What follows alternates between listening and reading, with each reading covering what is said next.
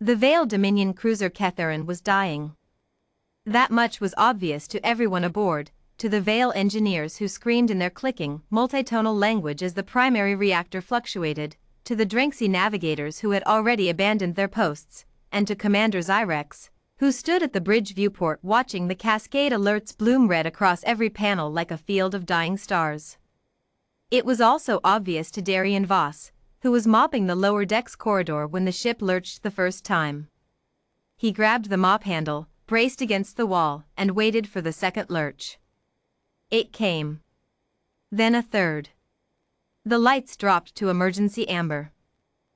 The AI system, Catherine's crew called her Vel, spoke in a calm, synthetic tone that somehow made everything worse.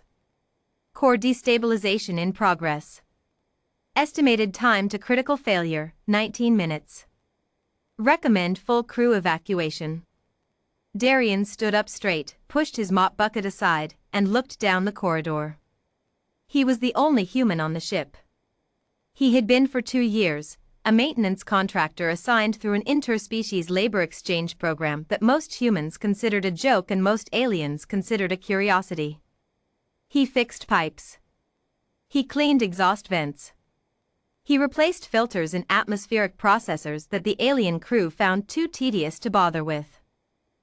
He was, in the most official sense, just the janitor.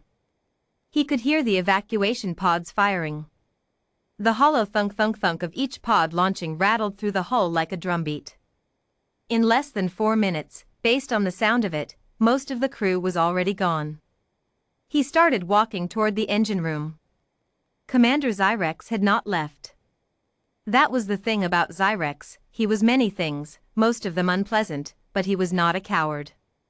He remained at the bridge, long fingers flying over the control surfaces, trying to find any combination of inputs that might slow the destabilization. His 3 amber eyes were narrowed into slits. His crest, the bioluminescent ridge of cartilage that ran from his forehead to the back of his skull, had gone pale with stress. Vel, he said, is there any remaining crew aboard?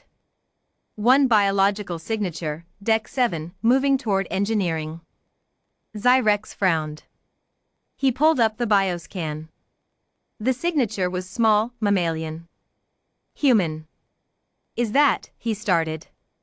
Crew manifest confirms, Darian Voss. Maintenance technician, Class 2. Human. Zyrex stared at the display for a moment. Then he opened the ship-wide comm, the channel that would reach the one remaining earpiece still aboard. Voss, he said, his translator unit converting his clicks and tones into flat standard. You should have evacuated. The ship is. I know what the ship is doing, came the reply. The human's voice was calm. Almost annoyingly calm. I'm going to the core. The core is. I know what the core is doing too, Commander. I've been listening to it for 2 years. A pause, and then, tell me, did any of your engineers run a manual bypass on the secondary coolant interchange before they left? Zyrex checked the logs. No. That's what I thought. Another pause. The sound of a heavy door opening. Give me 12 minutes. The engine room of a Vale cruiser was not built for humans.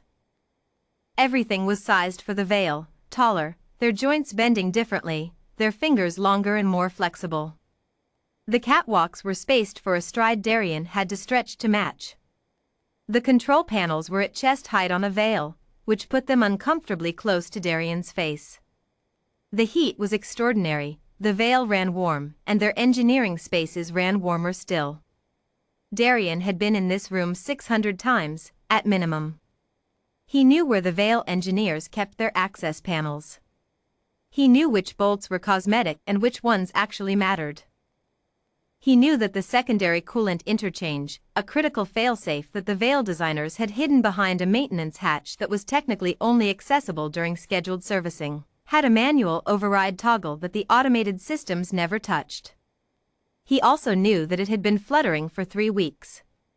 He had filed 3 maintenance reports.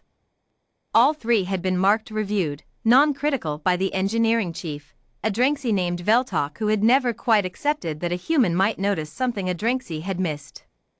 Darien had kept copies of all 3 reports.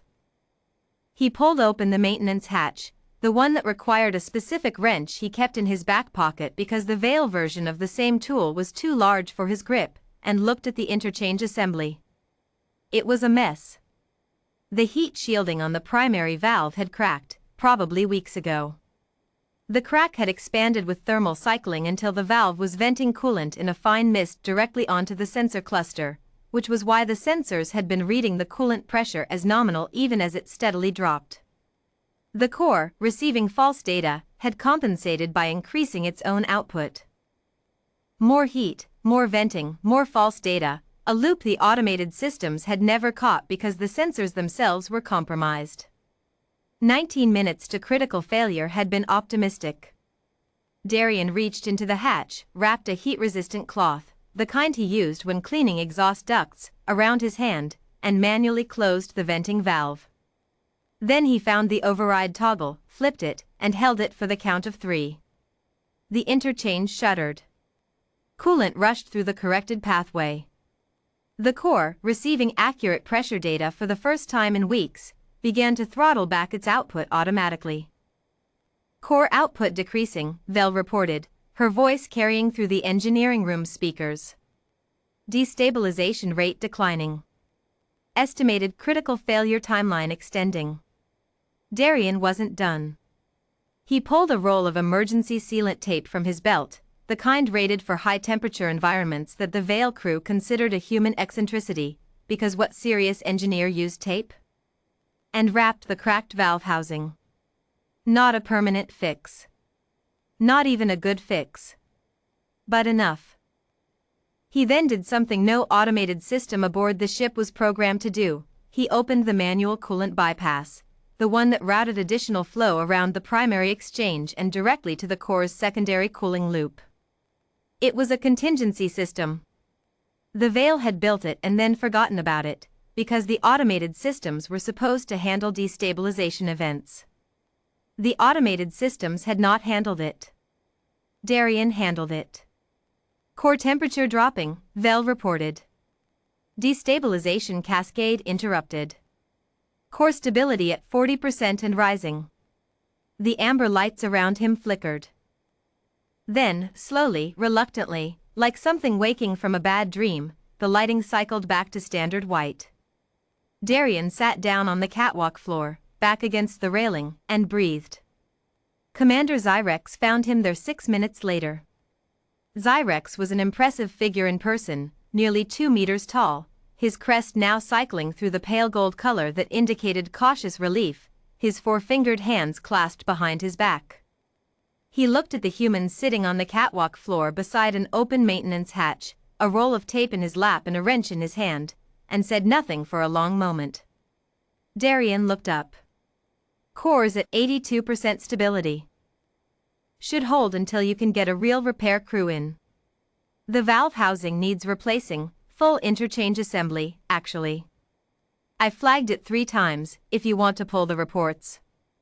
Zyrex was quiet for another moment. His crest shifted through colors that Darien had learned, over 2 years, to read, pale gold to a deep amber rose, which meant something closer to ashamed than anything the translation unit would say cleanly. I was informed, Zyrex said finally, that you were non-essential crew. I know. Darien stood up, tucking the wrench back into his pocket. Most people are wrong about most things. It's fine. You filed maintenance reports. 3 of them. They were dismissed. I know that too. Darien closed the maintenance hatch, checked the seal, and picked up his cloth. I kept fixing things anyway. That's the job.